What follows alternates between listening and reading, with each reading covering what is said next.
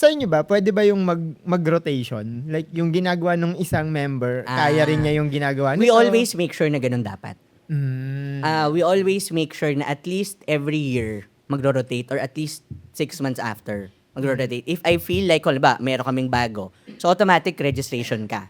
Para at least during preps, mag-observe ka, bantayan mo yung turnover, kung paano ginagawa, tapos registration ka.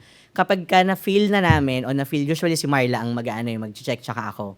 Pag na-feel na namin na kaya mo na yung reg, dahil kaya mo nang, hindi ka na namin kino-command paano makipag-usap, paano tanongin yung pangalan, pag wala yung pangalan, paano mo siya lulusutan, parang ganyan. Rorotate ka na namin, papunta ka ng program, pupunta ka na ng ganyan. As much as possible, lagi kong sinasabi sa team ko, dapat kaya niyong gawin yung trabaho ng isa't isa.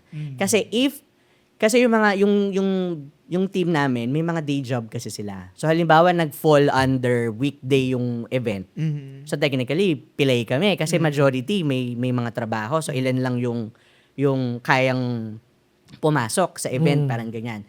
I always make sure na alam nila yung trabaho ng isa't isa para kapag kailangan mong rotate o mag-iba ng role, kaya mo. Kaya mo. Tama yun.